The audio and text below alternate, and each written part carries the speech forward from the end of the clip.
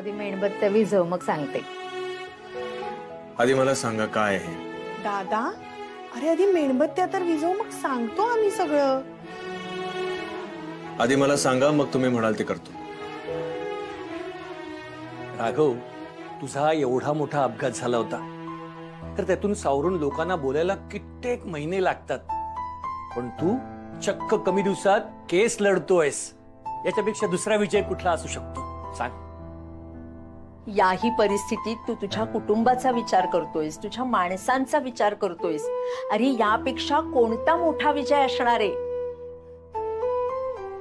आणि राघवा, खरं सांगू, तुझा अपघात झाला ना, तर हरल्यासारखं झालं होतं रे.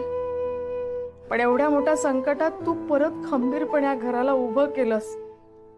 हा विजय नाही आहे का राजा? तुझ्यामुळे आम्हाला पण जिंकल्यासारखं वाटतंय. हा विजयच आहे ना. तुझ्यासारखा बहिणीच्या पाठीशी उभा राहणारा भाऊ सगळ्यांना मिळू दे. हा तुझा विजय नाही दादा, हा माझा विजय आहे. आणि मी हे माझ्या विजयासाठी बोलतेय. अहो, तुम्ही स्वतःला कधीच कमी मानू नका. उद्या केस जिंकलात हरलात ह्याने आम्हाला फरक नाही पडणार. आमच्यासाठी तुम्ही कायम विजयीच असणार.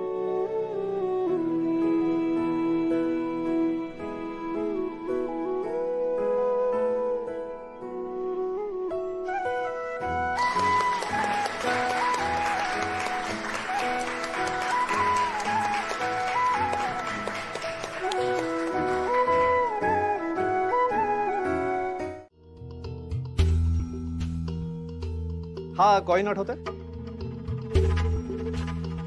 माझ्या बाबांनी दिला होता. माझे बाबा नेहमी म्हणतात की आपण एखादी केस हरणार का जिंकणार हे आपल्या मनोबलावर ठरतं. आपल्या मनाला आधीच माहित असतं की निकाल काय लागणार आहे. काय वाटतंय, काय लागेल निकाल?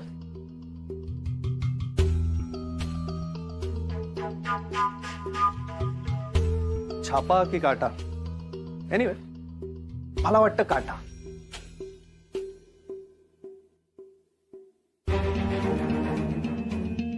काटा आला म्हणून नाही, पण कॉइन हवेत असतानाच माझ्या मनाचा कॉन्फिडन्स मला सांगत होता की ही केस मीच जिंकणार.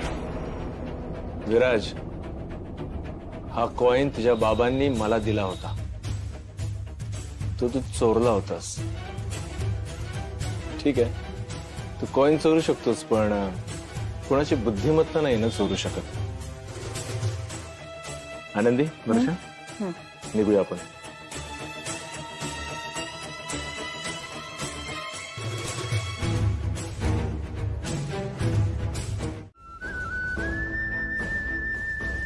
त्याचा त्रास मला आयुष्यभर होत राहणार आहे. त्या जखमा मी नाही दाखवू शकत, पण शरीरावरची जखम दाखवू शकते.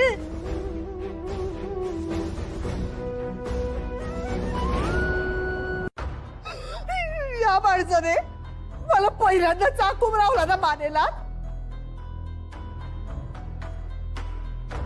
तिकून आहे माझ्या मानेवर. या या या आणले पैसे? तुझ्याशी बोलतोय. पैसे आणले का? हा? पैसे अहो ऐका ना, नाही आणले पैसे. नाही आणले म्हणजे? तू म्हटली होती ना आज मी पैसे आणते कुठल्याही परिस्थितीत. मग काय झालं त्याचं? मला ऑकवर्ड होतं, कसे मागू? ऑकवर्ड होतं? आई कोणाची आहे? भाऊ कोणाचा आहे? तुझाच ना? मग ऑकवर्ड का होतं तुला? तुला काय आयुष्यभर मी फुकट पोसायचं? माझ्या जीवावर जगणार आहेस का आयुष्यभर? एवढा कमवतो तुझा भाऊ, साधे लाईट बिल भरणे इतके पैसे नाही पाठवतायत त्याला. तुझे जर आपल्या घरचे लाईट गेले तर काय करायचं? आपल्या घरचे लाईट गेले तर ते हळू दुखते. काय करताय? लागेल मला, सोडा. दाखवा.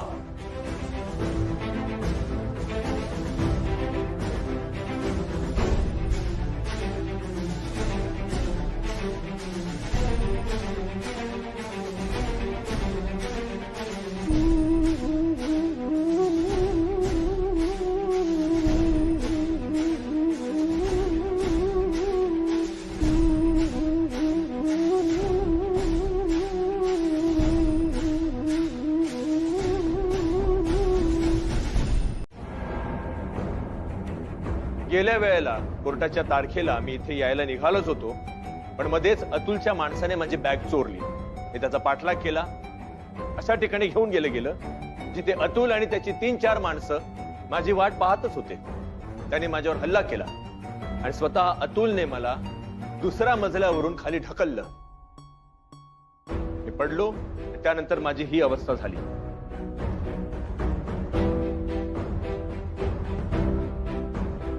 या व्हीलचेअर वरून मी उठू शकलो नसतो माय लॉर्ड, पण माहित नाही का माझ्या बहिणीला माझी गरज होती आणि कसं कुठून माझ्या पायात तेवढं बळ आलं आणि आज मी तुमच्या समोर हा असा या अवस्थेत उभा आहे. माय लॉर्ड, हे सगळं ऐकायला ठीक आहे, पण याला पुरावा नको?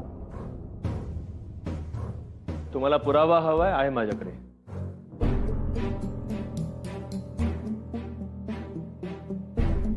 माय लॉर्ड, पुढचा साक्षीदार मी इथे बोलावू इच्छितो. आपण त्यासाठी परवानगी द्यावी. Permission granted. थँक्यू माय लॉर्ड. वर्षा, हे बस. आणि सॉरी मी अशा पद्धतीने तुला प्रश्न विचारले. हा, घाबरू नकोस. बस बस.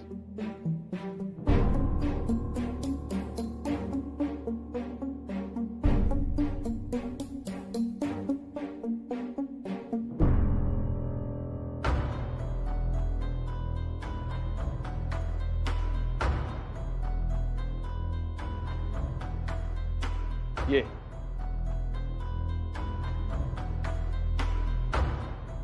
उभा राहा.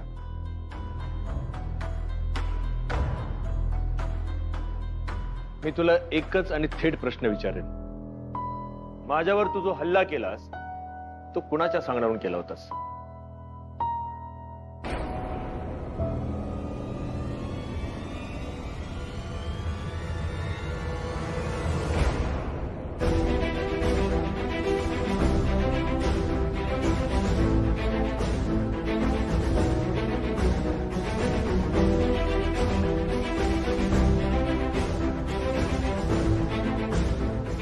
पैसे देऊन अतुलने माझ्याकडनं हे काम करून घेतलं होतं आणि आणि मी एकटा नव्हतो. माझ्यासोबत अजून 3-4 जण होते.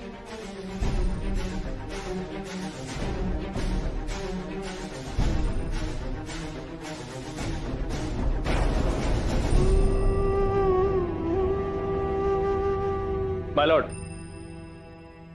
खरं तर आपण या केसकडे अतुल आणि वर्षाची डिवोर्स केस म्हणूनच पाहत आलेलो आहोत. मला माझ्या वकिलाला भेटायचंय. चाल, मला परत केस करायची पण चाल म्हटलं. चल, मला केस करायची परत. चाल, तुम्हाला काय प्रॉब्लेम आहे? मला माझ्या वकिलाला भेटायचंय. चाल, मला माझ्या वकिलाला भेटू दे. चाल चल म्हटलं.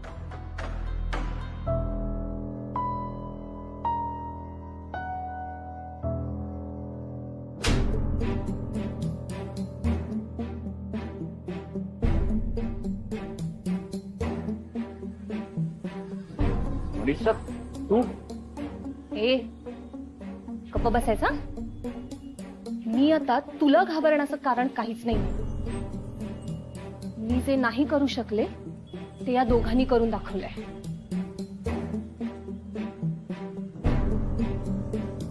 चला घेऊन आला. चल.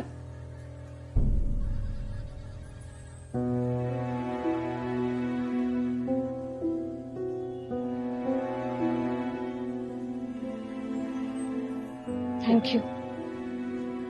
म्हणजे मला कल्पनाही नव्हती की हा माणूस कधीच माझ्या समोर नसणार आहे. तो जेलमध्ये गेल्यावर मी इतकी आनंदाने मोकळ्या मनाने जगू शकेन असं मला कधीच वाटलं नव्हतं. हे तुम्हा दोघांमुळे शक्य झालंय. खूप खूप आभार तुमचे. पण मला माफ करा. त्याच्याबद्दल मी कोर्टात काहीच बोलू शकले नाही. माझ्यात हिंमतच नव्हती त्याच्यासमोर काही बोलण्याची. पण मला विश्वास होता तुम्हा दोघांवर की तुम्ही तुमच्या बहिणीला न्याय मिळवून देणारच, आणि तो दिलात. ताई, तुमच्या मनाची घालमेल मी समजू शकतो, पण आता काळजी करू नका. माझ्या बहिणीसोबत तुम्हाला सुद्धा जगण्याची एक नवी संधी मिळाली आहे.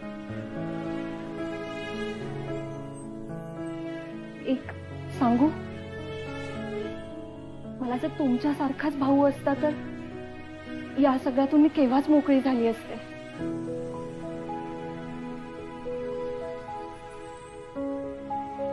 असं का म्हणताय तुम्ही?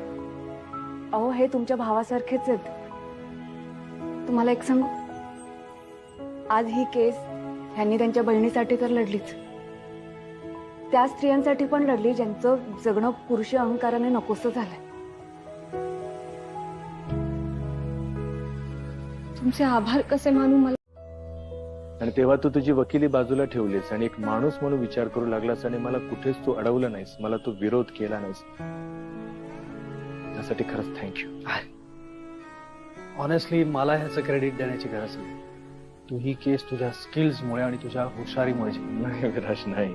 हे बघ, तू माझ्या शेवटच्या आर्ग्युमेंटला तू विरोध करू शकला असतास, ही केस तू लांबवू शकला असतास, पण तू तसं केलं नाहीस. तू माणूस म्हणून खरंच खूप चांगला आहेस.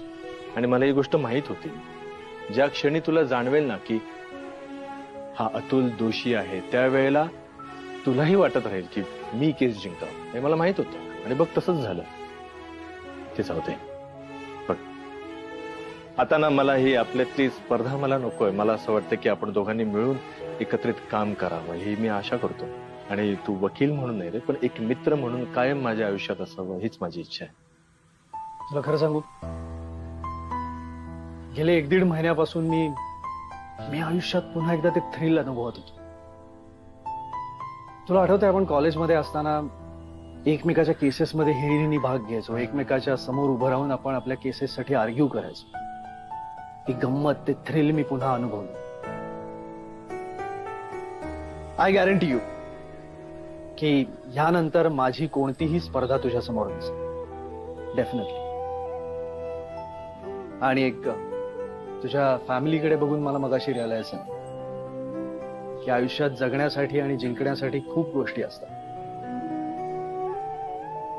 आपली वकिली हा त्याचा एक छोटासा पार्ट आहे. आता मी त्या इतर गोष्टींवर कॉन्सन्ट्रेट करायचं ठरवलं. Good good. All the very best for that. Yes. पुन्हा एकदा कॉंग्रेस. I take. या यू टू, यू टू.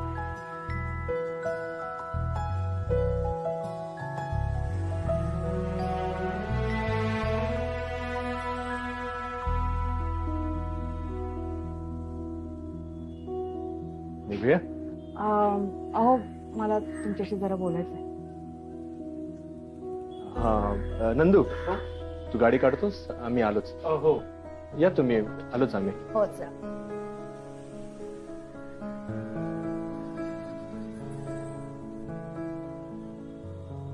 काय झालं?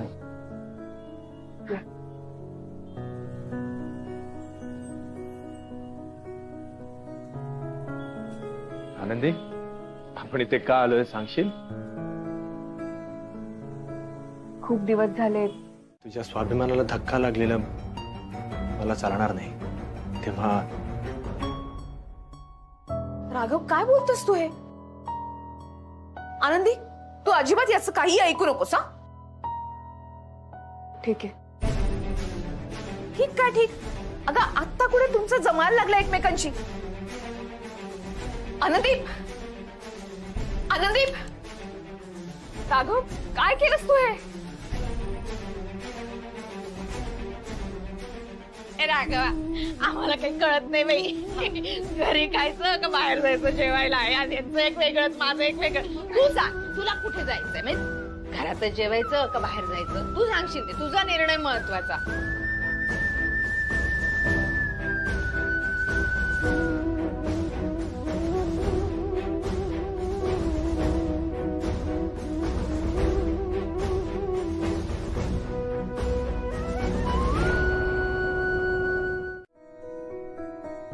आनंदी, तुझ्या आबांसारखं गाऱ्हाणं नाही बाई घालतायत मला, पण देवाने एवढी कृपा केली आहे माझ्या घरावर. त्याचे आभार शब्दात तर मानायलाच हवेत. देवा बाप्पा, माझ्या आनंदीला राघवला एकत्र आणलंस, माझ्या पोरीवरचं संकट दूर केलंस. किती आभार मानू तुझे. अशीच कृपा दृष्टी ठेव रे बाबा. आनंदी, आज तुझ्यामुळे इतक्या दिवसांनी ह्या घरात हा आनंदाचा क्षण आलाय. इतकं सगळं होऊन सुद्धा तू खंबीरपणे उभी राहिलीस, म्हणून राघव त्याच्या पायावरती उभा आहे. तुझ्यामुळे झालं हे सगळं. तुमच्यामुळे झालं हे सगळं शक्य. बाप्पामुळे हे सगळं शक्य झालंय. बाप्पा, एवढ्या मोठ्या संकटात आम्ही खंबीरपणे उभे राहू शकलो फक्त तुझ्या कृपेमुळे. असाच आमच्या पाठीशी उभा राहा कायम.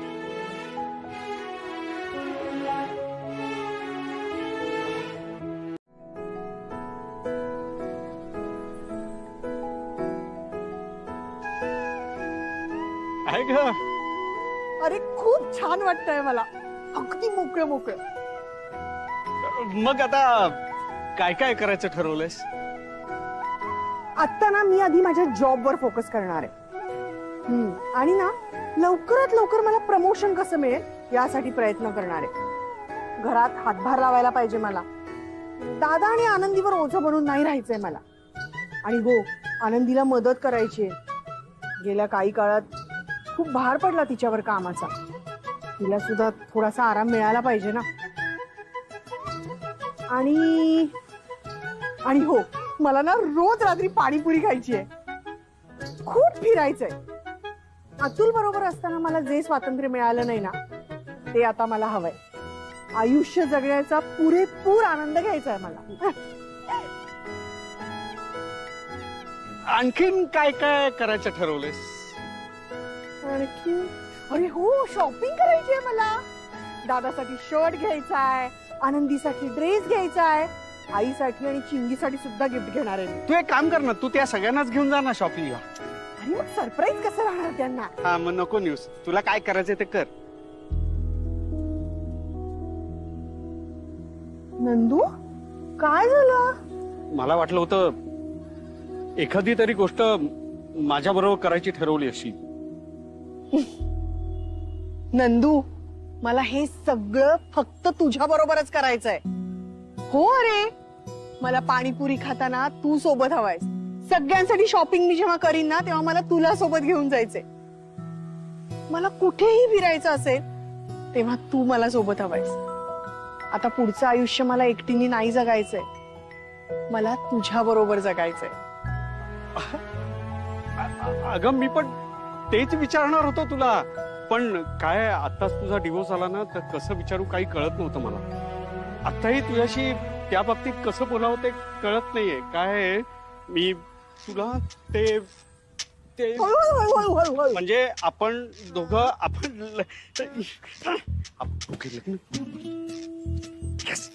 हा, हे बघ मला. नंदू, अरे हळू हळू. नंदू, मला आता आयुष्यात एकही क्षण आनंदाचा वाया घालवायचा नाहीये. आणि त्यासाठी मला तुझ्याशी लग्न करायचंय. अगं, तेच सांगायचं होतं की मला तुझ्याशी लग्न तू आधी म्हणालीस. हो, कारण मला माहितीये तू नाही सांगू शकणार मला. अरे काय झालं नंदू? मला वाटते सांगायचं होतं, विचारायचं होतं तुला. या ही जी आहे ना, ती माझी आहे. वर्षा माझ्या बरोबर लग्न करणार, मी तुझ्या बरोबर लग्न करणार. ते काय असं करत आला मी लग्न करणार.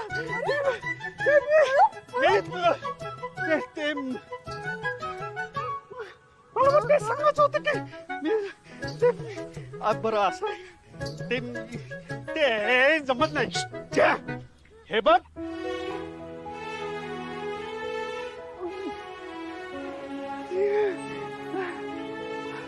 थँक्यू वर्षा.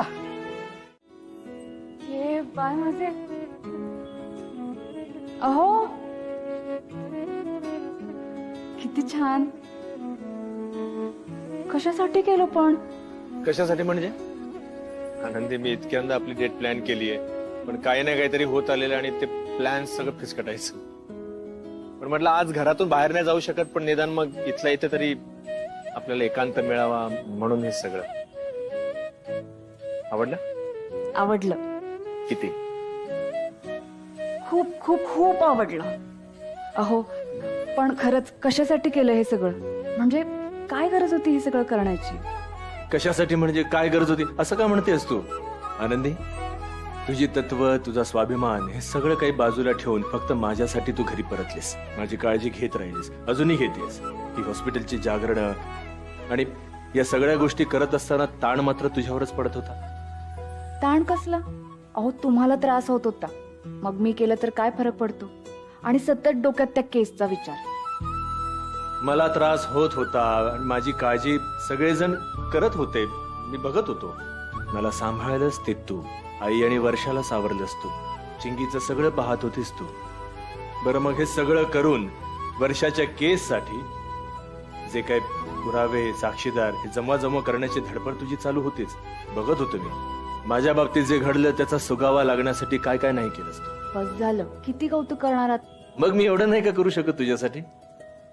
अहो खरंच एवढं सगळं केलं हा तुम्ही. मला तरी सांगायचं, मी मदत केली असती ना तुम्हाला. मग सरप्राईज राहिलं असतं का? आणि ठीक आहे, मला काही फार कष्ट नाही पडले, केलं. म्हणजे काय माहित नाही किती ठीकठाक झालंय ते. तुला आवडलं ना नक्की? मला खूप आवडलं, मला खूप छान वाटतंय. बरं आपण असे उभं राहूनच बोलणार आहोत का? बसूया. ये सावकाश. आई अगं तू बाहेरच्यांचा विचार का करतेस? माझा विचार कर ना जरा. अगं गेल्या 7-8 महिन्यात माझ्या आयुष्याची इतकी वाताहत झालीये. आता कुठे मला चांगले दिवस दिसत आहेत, काहीतरी नवीन करावं असं वाटतंय, आयुष्याची नवीन सुरुवात करावीशी वाटतेय. तर तुला काय प्रॉब्लेम आहे? मला नाही वाटत तुझं भलं व्हावं, मला नाही वाटत. आई आहे तुझी मी. बरं जाऊ दे, लोकांना काय वाटतं हे सोडून दे बाई. पण मला मनापासून वाटतं की हे लग्न वर्षभर तरी होऊ नये. अगं नाही, एकमेकांना वेळ द्या ना, एकमेकांना वेळ द्या, एकमेकांना जाणून घ्या, एकमेकांचे विचार जाणून घ्या. तुमच्या नात्याला जरा तरी वेळ द्या आणि मग वर्षभराने ठरवा करायचं का नाही करायचं ते.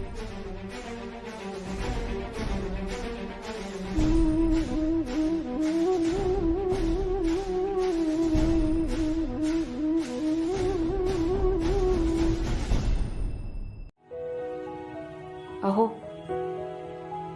तुम्ही माझ्यासाठी एक स्पेशल गोष्ट आधीच करून ठेवली आहे. हे मंगळसूत्र तुझ्याकडे? तुमचा अपघात झाला होता ना, तेव्हा डॉक्टरने दिलं होतं, तुमच्या खिशात सापडलं होतं. माझ्यासाठी नाहीये का हे? आनंदी तुझ्यासाठीच असणार आहे ना. आनंदी हे बघ, जेव्हापासून आपला संसार सुरू झालाय ना तेव्हापासून मी खूप चुकत आलोय. बघ ना, तुझ्या गळ्यात जे मंगळसूत्र मी घातलं लग्नाच्या वेळी ते सुद्धा रमाचं. त्याच्यानंतर या घरामध्ये तुझी एक जागा असायला हवी ती गोष्ट समजायला फार काळ गेला. बरं जेव्हा समजलं तेव्हा एक गोष्ट लक्षात आली की नाही, आपल्या घरात, माझ्या आयुष्यात तुझी एक अशी जागा असेल की ती इतर कोणासोबत शेअर करण्याची ती वेळच मी कधी येऊ देणार नाही. आनंदी, मी आज तुला सांगतो, मी तुझा आहे. माझ्या आयुष्यातलं ते महत्वपूर्ण स्थान फक्त तुझं आहे आणि ते तुझंच राहणार आहे. त्याचा स्वीकार कर आणि हे मंगळसूत्र मी आज तुझ्या गळ्यात घालू आणि इथून पुढे आम्ही एकत्र यावं म्हणून तुम्ही प्रयत्न करत होतात ना, मग काय झालं बरं? त्या दिवशी तुम्ही मला ओरडलात की खाली आईबाबांच्या घरी राहू नकोस, आपल्या घरी ये म्हणून. आले ना मी आता आपल्या घरी. मग काय तुमच्या डोक्यात नक्की काय चाललंय? कशासाठी जायचंय रमताई तुम्हाला? झालं का तुझं बोलून? मी बोलू का काही? या संसारात आता तुला माझ्या मदतीची काही एक गरज नाहीये. संपूर्ण संसार तुझ्या ताब्यात घेतलायस. हे बघ, आधी मला कळतच नव्हतं की मी या संसारामध्ये का अडकून पडले. मी इथे अडकून पडले होते कारण तुला माझ्या मदतीची गरज होती. माझ्या अडकून पडण्यात तुझं भलं होतं. पण आता तू आणि राघव ज्या टप्प्यावर आहात तिथे तुम्हा दोघांमध्ये कितीही वाद झाले, कितीही कठीण प्रसंग आले, तरी मला आत्मविश्वास आहे तू सगळं व्यवस्थित पार पडशील आणि तू या घरात असलीस ना तर सगळं व्यवस्थित होईल. तुम्हाला काय वाटतंय रमाते? सगळं चांगलं चाललंय आणि हे असंच राहणार आहे. आईंना बघितलं ना तुम्ही, आई चिडल्यात. आई नंदू दादा आणि वर्षा त्यांच्या लग्नासाठी तयार नाहीयेत. आता मला त्यांची समजूत घालायची. हे असं नवीन काही ना काही चालूच राहणार आहे रमाते. कळतंय का तुम्हाला? तुम्ही आनंदी, या अशा गोष्टी संसारात होतच राहतात. पण मला खात्री आहे ना आनंदी, आता वेळ आली आहे, मला निघायला हवं. कुठे जाणार आहात तुम्ही? जिथे मार्ग दिसेल तिथे जाईल, पण आता मागे वळून पाहणार नाही. खर तर राघव मृत्यूच्या दाराशी उभा होता तेव्हाच मी देखील या जगातनं निरोप घ्यायला हवा होता. पण राघवला इथे सोडून असं जाता येईना. त्याला मी परत पाठवलं आणि त्याच्याबरोबर मी सुद्धा आले. पण आता वेळ झाली आहे इथून निघायची. ठीक आहे, मी अडवणार नाही तुम्हाला. रमाते, वर्षा त्यांचं लग्न झाल्यानंतर मी आजच निघणार आहे इथून. काय? हो, आजचा दिवस संपला की मी इथून निघून जाईल. यापुढे मला इथे नाही थांबता येणार. असं काय करताय तुम्ही? असं अचानक? रमाते थांबा ना, काही दिवस थांबा तुम्ही इथेच. आनंदी, मग त्या थांबण्याला काही अर्थ आहे का? तुमची हीच इच्छा असेल तर नाही थांबवणार मी. एकदा ह्यांच्याशी बोलून घेते. तुला जे करायचं ते कर, पण आजचा दिवस संपला की मी जाणार.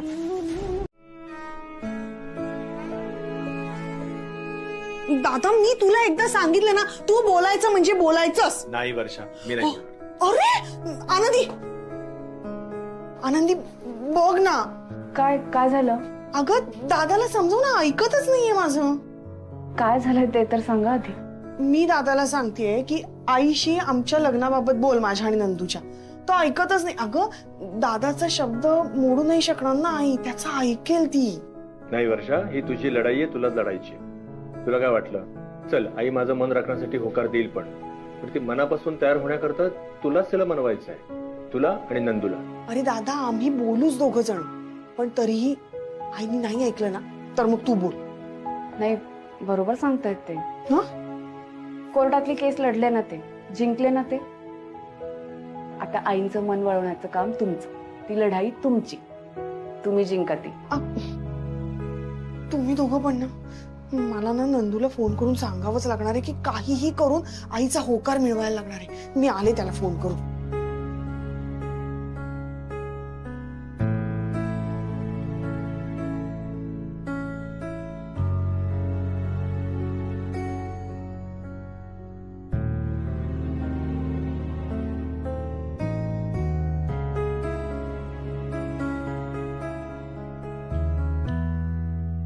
आनंदी, ए बाळा, झाला का ग स्वयंपाक? हो आई. मग वाढायला घे बाळा. नाही आई, थोडा वेळ थांबूया ना. मई, आज सूर्य कुणीकडून उगवला? भूक नाही लागली तुला? तसं नाही, म्हणजे आई ग, गुडगा उघड ग. अरे नंदू, ये. हे कसे आले? कोणी बोलवलं तुम्हाला? मी जाऊ का? अरे नाही नाही, हा आई गंमत करतीये. ये ना, जेवायच्या वेळेला आलायस आता जेवूनच जा. ये ये. नंदू, हा, ये ये. या हा, या ये, या ये. या, ये. बसा. बस बस. आणि का आलात ते पण सांगा ना. बोला. ते मी विचारपूस करायला आलोय. रागात होता? कसे आहात तुम्ही? बरं आहे.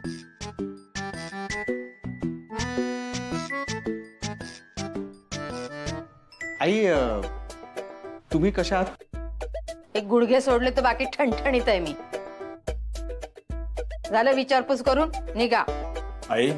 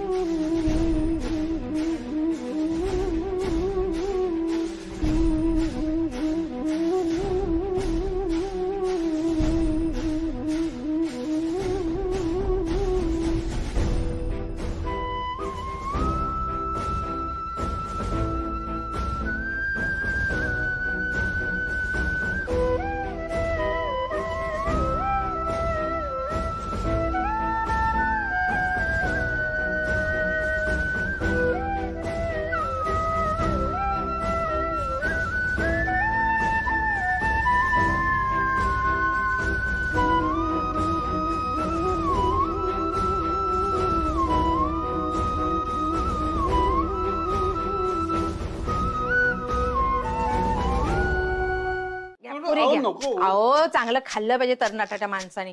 आमची आनंदी एवढ्या सुरेख पुऱ्या करते, अशा टम्म फुगतात हो तिच्या हातच्या पुऱ्या. बघते काय खीर वाढ ना त्यांना. नाही खीर तुम्हाला खावीच लागेल, एकदम विशेष स्पेशल असतात ना तशी खीर आहे आमच्या आनंदीच्या हातची. सगळं असतं त्याच्यात, बदाम काजू पिस्ते. अगं लाजू नको, वाढ ग माझी आई. सुग्रास जेवण बनत. आणि आई आता तू आनंदीकडनं पुऱ्या बिऱ्या सगळं शिकून घे. आनंद म्हणजे जावई बापूंना सगळं मिळालं पाहिजे. बरं झालं राघवा तू आलात. मी आता लग्नाचीच बोलणी करणार होते, आपण बोलून घेऊया ना आताच. हा नंदकुमार, अगं बाई जावई बापू, आईंना भेटायला कधी येऊ तुमच्या घरी?